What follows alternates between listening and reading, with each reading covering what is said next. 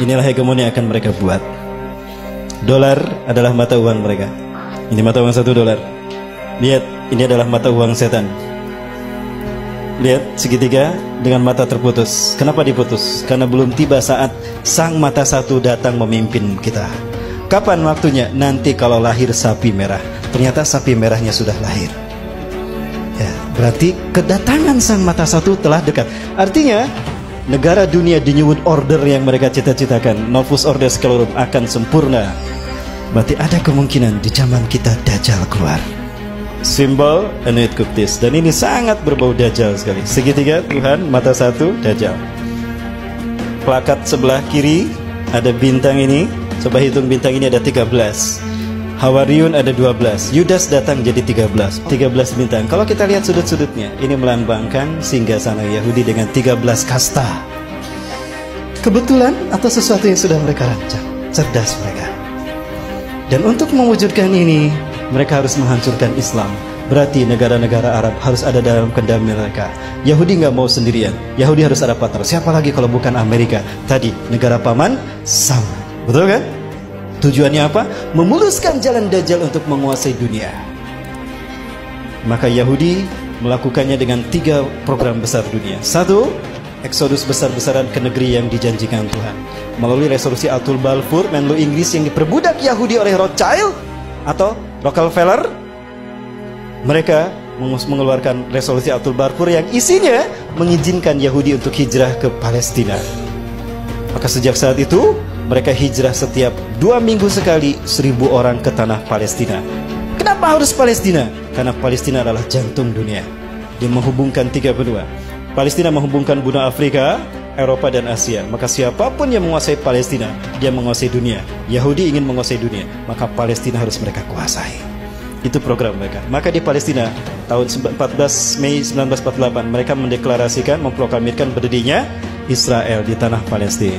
Dan yang terakhir setelah mereka punya negara, mereka menanamkan hegemoni ke seluruh dunia, the New World Order. Siapa penggagas mereka? Inilah Hizbus Syaitannya mereka.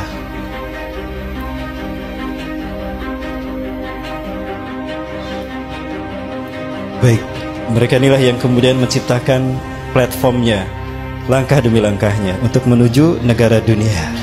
Apa negara dunia itu? The New World Order tadi. Dalam mata uang $1, Novus Ordo Seclorum. 1. Dunia dalam pemerintahan tunggal mereka. Siapa? Yahudi. Maka negara-negara di seluruh dunia harus sejalan dengan agenda Yahudi.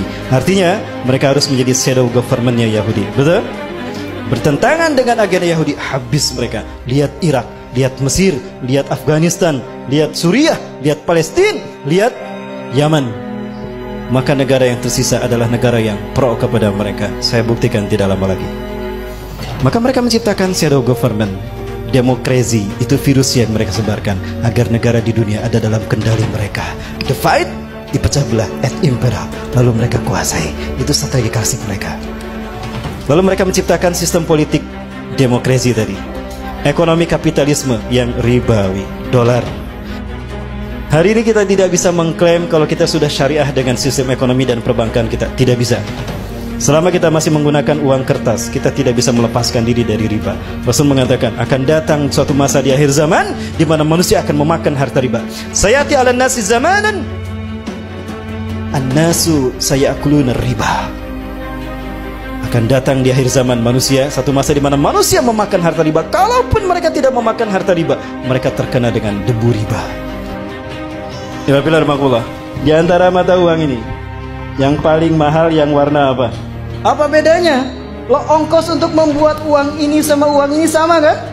Sama saja. Lo kok bisa yang ini lebih tinggi? Lihat, dari intrinsiknya saja sudah riba kan? Padahal biaya untuk membuat ini sama. Baik, betul? Inilah riba. Baik, berikutnya perselisihan. Waktu saya masih SD, 2000 bisa kebeli baju 1 setel. Betul tidak? Waktu saya masih SD, 35 tahun yang lalu. Saya sudah 40, kepala 4 sekarang. 35 tahun yang lalu ini kebeli 1 setel baju. Sekarang inflasi kan? Lalu bagaimana dengan dinar?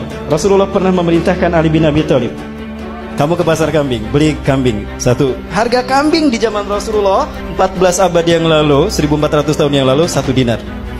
Ali datang ke pasar kambing, pulang. Kenapa Ali yang disuruh? Karena Ali adalah sahabat terhebat dalam memilih kambing yang sehat dan dagingnya gemuk dan bagus kualitasnya.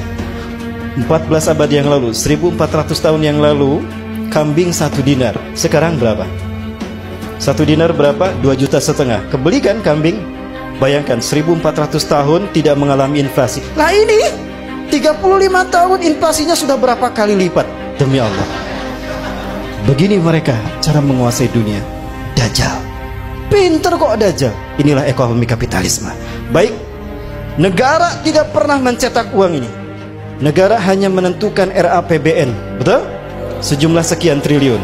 Lalu diserahkan ke Bank Indonesia. Bank Indonesia tidak bertanggung jawab. Bank Indonesia tidak bertanggung jawab pada pemerintah, bertanggung jawabnya pada Bank Internasional, IMF, Bank Dunia. Itu tanggung jawabnya. Maka Bank Indonesia mencetak uang sejumlah RAPBN, angka RAPBN. Lalu diberikan pada pemerintah kita. Pemerintah kita tidak bayar cash kan untuk membayarnya, tapi ngutang. Ada jangka, ada bunga. Setiap lembarnya ada bunga. Artinya siapapun yang memegang uang ini di dompetnya siap dengan bunganya. Apa itu bukan riba? Jadi jangan mengaku syariah kalau masih menggunakan ini.